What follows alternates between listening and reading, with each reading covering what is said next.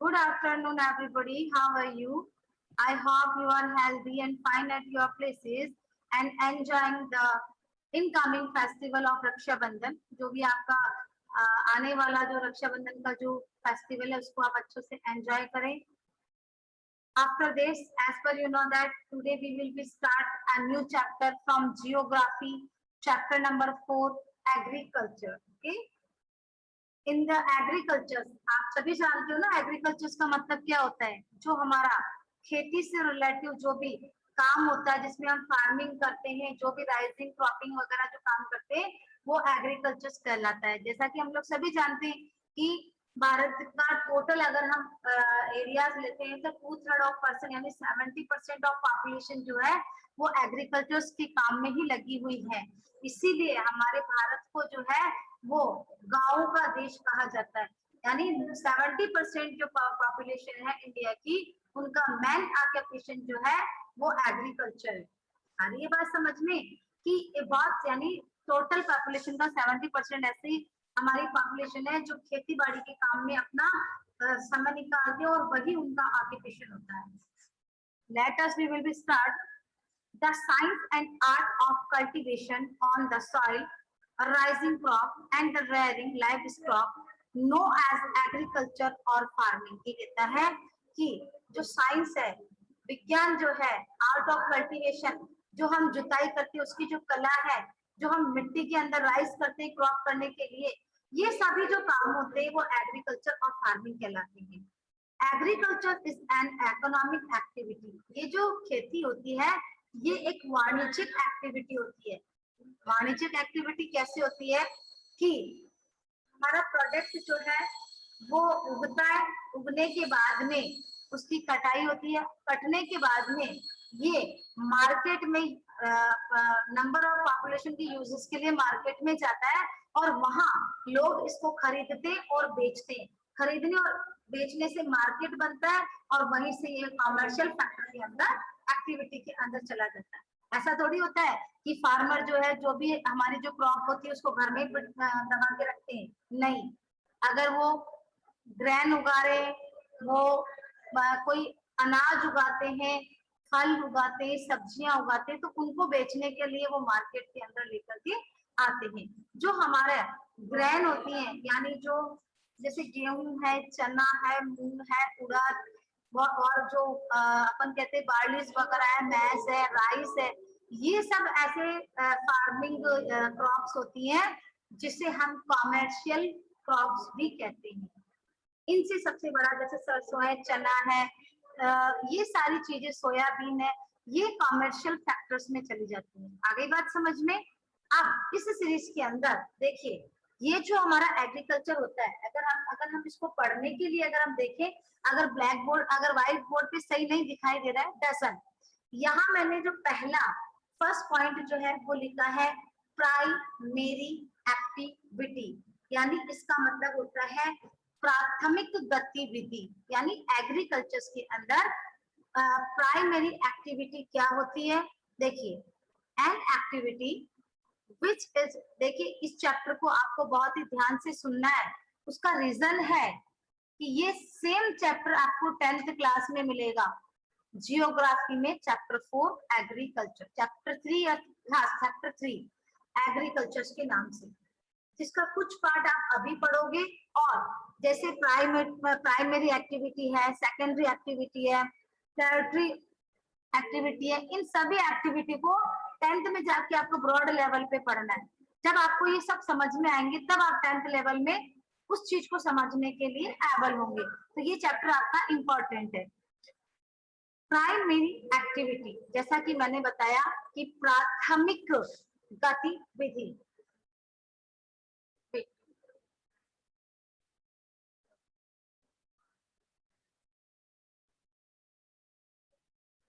An activity which is related directly to the extraction and production of natural resources is called primary activity. Example, agriculture, fishing, gathering और hunting. ये कहता है कि जो प्राथमिक जो प्राइमरी जो हमारी एक्टिविटी होती है वो डायरेक्टली प्रोडक्शन पर और हमारे नेचुरल रिसोर्स के ऊपर डिपेंड होती है। और इस प्रकार की जो एक्टिविटी होती है वो प्राइमरी एक्टिविटी कहलाती है। अगर हम इसके एग्जाम्पल को लेते हैं तो हम जो एग्रीकल्चर का जितना भी हम काम करते हैं वो प्राइमरी एक्टिविटीज के अंदर आता है। फिशिंग, मछलियों को पकड़ना, पकड़ करके उनको मार्केट में लेके आना, वो कहलाता है फिशिंग, ये भी प्राइमरी एक्टिविटी है। गैदरिंग और हंटिंग यानी जानवरों को पालना, इकट्ठा करना और उनका शिकार करना, ये भी प्राइमरी एक्टिविटी के अंदर आता है। नेक्स्ट हमारा जो टॉपिक आता है वो आता है सेकेंडरी एक्टिविटी। यानी यहाँ पर इसके 3 पोर्शन दिए हैं कि हम एग्रीकल्चर को किन किन एक्टिविटीज में पढ़ सकते हैं। सेकेंडरी एक्टिविटी का मतलब होता है माध्यमिक गतिविधि। सबसे पहली जो गतिविधि है उसके अंदर खेती है, फिशिंग है, गैदरिंग, हंटिंग, एनिमल्स को जो हम करते हैं। अब सेकेंडरी के अंदर आता है the activity is not directly related to the extraction और production of natural resources and it is concentrated with the processing of this resources. देखिए यहाँ कहता है कि ये जो सेक्टर होता है वो डायरेक्टली हमारे नेचर से, इनसे कनेक्ट नहीं होता है और ये प्रोसेसिंग वाला मैटर होता है। जैसे हमको प्राइमरी सेक्टर है, प्राइमरी सेक्टर से हमको कपास मिला, ठीक है, हमको मस्टर्ड सीड्स मिले, हमको सोयाबीन मिला, तो उनको क्या करना है, उनको मैन्युफैक्चर्स पे डालना, प्रोसेसिंग पर डालना।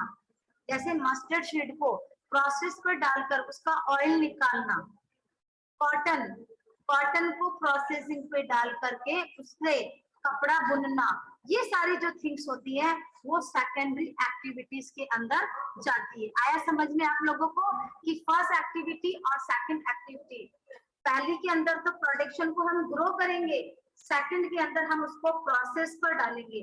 अगर हम इसके एग्जांपल लेते हैं तो manufacturing of steel, baking of bread, weaving of clothes, etcetera. कपड़े को बुनना, कन्फ्रेशर, जैसे ब्रेड, रोटी भी आती है इसके अंदर, रोटी जो है उसको पकाना, ब्रेड को पकाना, मैन्युफैक्चरिंग ऑफ अदर जो मेटल है, जैसे हमको नेचर से नंबर ऑफ मिनरल्स मिलते हैं, उन मिनरल्स को हम प्रोसेस पे डालते हैं, जैसे आयरन है, कॉपर है, ये सभी हमको कहाँ से मिलते हैं, हमको माइंस से मिलते हैं, नेचुरल रिसोर्सेज से मिलते हैं। फिर हम जो है जब ये माइंस से निकलता है तो ये बहुत डर्टी होता है, बहुत गंदा होता है। फिर इसको हम प्रोसेसिंग पर जब डालते हैं तब हम इसको काटते हैं, छीलते हैं, इसको क्लीन करते हैं और क्लीन करने के बाद जो मटेरियल हमारे सामने आता है वो सेकेंडरी एक्टिविटीज के अंदर आता है। फिर थर्ड नंबर पे हमारे पास आता है टर्टियरी एक्टिविटी यानी तृतीय गतिविधि। This activity is concerned with the service which provide support to primary and secondary sector. इसके अंदर वो दोनों, इसमें वो एक्टिविटी आती है जिसमें प्राइमरी एक्टिविटी और सेकेंडरी एक्टिविटी, इन दोनों को सपोर्ट किया जाता है। यानी प्रोडक्शन को उगाना, प्रोडक्शन को प्रोसेस पर डालना और फिर मार्केट में आना, तो तीसरी, तो ये दोनों को सपोर्ट करता है, प्राइमरी एक्टिविटी को और सेकेंडरी एक्टिविटी को। एग्जाम्पल के लिए transport, trade, banking, insurance, advertising. कैसे?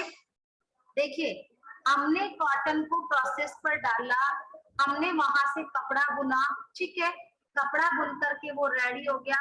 अब जैसे हमारे यहाँ पर टेक्सटाइल कहाँ पर है, सूरत है, गुजरात है, महाराष्ट्र है और राजस्थान में भीलवाड़ा, ऐसी जगह है जहाँ पर वेविंग का काम किया जाता है, कपड़ा बुनने का काम किया जाता है। अब यहाँ से हमने प्रोसेस पर कॉटन को डाला या जो भी हमको मटेरियल है उसको प्रोसेस पर डालकर हमने कपड़ा तैयार किया। अब इस कपड़े को ऑल ओवर हमारे इंडिया लेवल पर, ऑल ओवर हमारे वर्ल्ड लेवल पर पहुंचाना है, तो क्या यूज करोगे? ट्रांसपोर्ट, यानी उसको लाने और ले जाने के लिए जो व्हीकल हम यूज करते हैं। कई बार आप मार्केट, आप आउट ऑफ कभी घूमने के लिए जाते हो तो बीच में आपने देखा होगा सामानों से लदा हुआ ट्रक जाता है, तो वो जो होता है वो ट्रांसपोर्ट कहलाता है। किसका? किस एक्टिविटी का? आपने देखा होगा कि जब बहुत अधिक सीजन के अंदर मैंगो आते हैं तो उसका भी ट्रक भर के आता है, एप्पल्स आती है, अभी सीजन ऑफ एप्पल्स है तो उसका ट्रक, तो वो ट्रांसपोर्ट होता है। जैसे जम्मू कश्मीर, शिमला, इनके अंदर एप्पल सबसे ज्यादा होता है, हमारे यहाँ तो इसकी ग्रोइंग होती नहीं है। तो क्या होता है कि वहां से ट्रांसपोर्टेशन में भर के और हमारे यहाँ उसको अवेलेबल किया जाता है। ऐसे बहुत सारे फ्रूट्स होते हैं, चेरी है, स्ट्रॉबेरी है, कीवी है, माल्टा है, ये ऐसे फ्रूट्स होते हैं जो ट्रांसपोर्ट होकर के हमारे पास में आते हैं। जैसे हमारे स्पाइसेस हैं, ड्राई फ्रूट्स हैं, ये अलग अलग जगह पर होता है। ठीक है। Agriculture is a primary activity, it includes growing crop. देखो प्राइमरी एक्टिविटीज के अंदर growing crops, fruits, vegetable, flowers and the rearing of livestock. यानी कहता है कि एग्रीकल्चर जो होती है उसकी जो प्राइमरी एक्टिविटीज होती है उसके अंदर क्रॉप्स को उगाना, फ्रूट्स, वेजिटेबल, फ्लावर को उगाना और उसके बाद में उनका स्टॉक रखना, ये सारी चीज जो है वो क्या होती है, प्राइमरी सेक्टर्स में जाती है।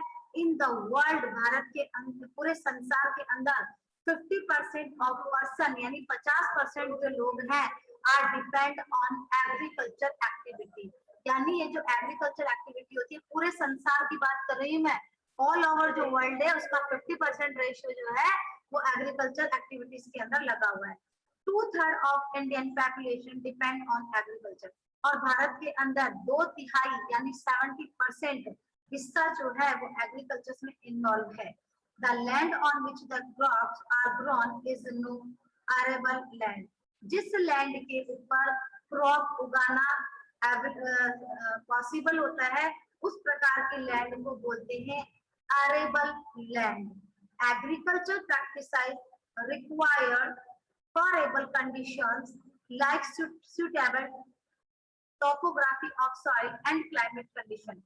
इसके अलावा हमारे एग्रीकल्चर को प्रैक्टिसाइज करने के लिए हमको एक तो उस, जैसे मान लो अभी किसकी खेती होती है, अभी मैज आता है, ग्राउंड नट्स आता है कि नहीं आता है, तो इसको उगने के लिए इसकी पसंदीदा क्लाइमेट भी होना चाहिए, कंडीशन होनी चाहिए। सब फसलों का अलग अलग सब फसलों को अलग अलग टेम्परेचर चाहिए होता है, अलग अलग पानी की आवश्यकता होती है। जैसे गेहूं है, गेहूं में सिंचाई की ज्यादा आवश्यकता होती है, सिंचाई के साथ साथ में उसको पकने के लिए धूप की आवश्यकता होती है। लेकिन राइस ऐसा पौधा होता है जिसको जब उसको हम कल्टीवेट करते हैं उस समय वो टोटल पानी के अंदर, तो अलग अलग, तो उनकी फेवरेबल कंडीशंस भी होनी चाहिए। साथ ही साथ में जो हमारी सॉइल की जो टोपोग्राफी है वो अच्छी होनी चाहिए, हमारी क्लाइमेटिक कंडीशन अच्छी होनी चाहिए।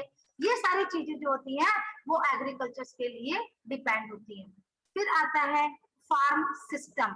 यानी फार्म सिस्टम का मतलब होता है कि किस प्रकार से खेत जो होते हैं, फार्म जो होते हैं, उनके सिस्टम्स को कैसे लॉन्च किया जाता है। तो इसके लिए आपको अपनी बुक के अंदर इस प्रकार का पिक दिया हुआ होगा, दिखा, साफ दिख रहा है, ऐसा एक पिक दिया हुआ होगा, उसको आपको देखना है और कुछ भी नहीं करना। फार्म सिस्टम का रिलेटिव यहाँ पर सिर्फ आपको यहाँ पर पिक्चर दिया हुआ है। फिर नेक्स्ट हमारा आता है टाइप्स ऑफ फार्मिंग। देखिए टाइप्स ऑफ फार्मिंग के अंदर यहाँ पर अगर हम देखें तो मोस्ट ऑफ 3-4 प्रकार के कल्टीवेशन होते हैं। उसमें पहला आता है सबसिस्टेंस फार्मिंग, यानी निर्वाह कृषि। इसका भी आपके बुक के अंदर एक चार्ट दिया हुआ है, उसको आपको पढ़ना है। This farming is done merely to meet the needs of the farmer's family. Generally, low level of technologies, convention method, and the acumen of household laborers are used to produce on small output. यानी इसके अंदर क्या होता है बेटा, जब हम farming करने के लिए हमें किस किस चीज की आवश्यकता होती है, कैसे कैसे औजार की आवश्यकता होती है, कौन से टेक्नोलॉजी की आवश्यकता होती है, ये सारी चीजें जो होती हैं वो सब्सिस्टेंस फार्मिंग के अंदर आती है।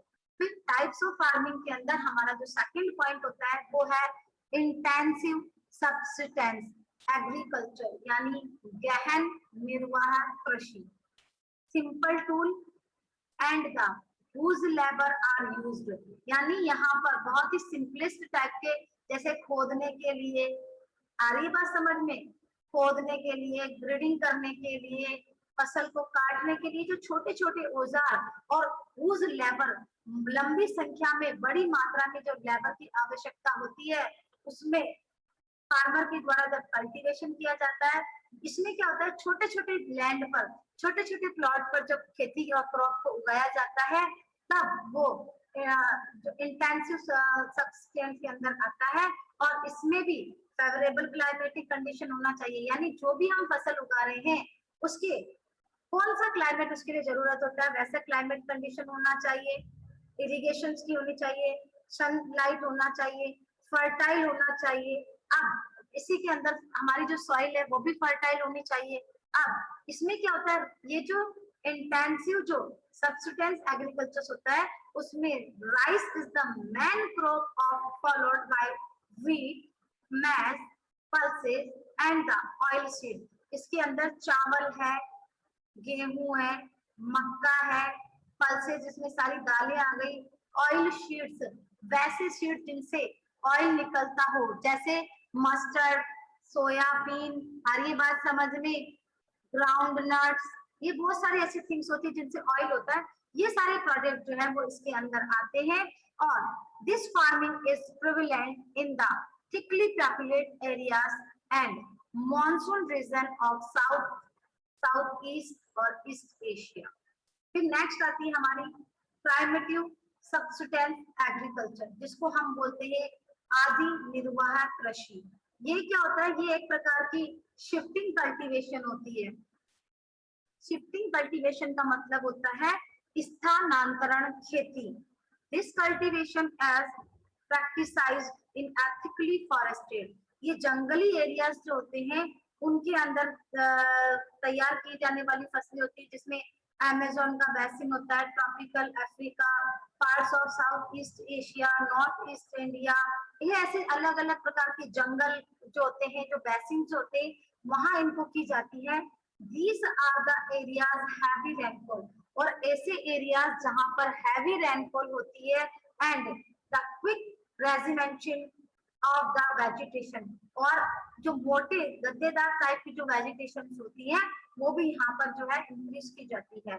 A plot of land is the cleared by felling trees and burning them। यहाँ क्या होता है कि जैसे मान लो उस फ्लैट लैंड को फ्लैट करते हैं, ट्री को काटते हैं, काटने के बाद में वहां पर उसको आग लगा दी जाती है, और फिर उसको जो है कुछ समय के लिए छोड़ दी जाती है। उसके बाद उसके अंदर जो है और फर्टिलाइजर युक्त जो मिट्टी होती है उसको मिक्स किया जाता है, और मिक्स करने के बाद में इसको जो हमारी जो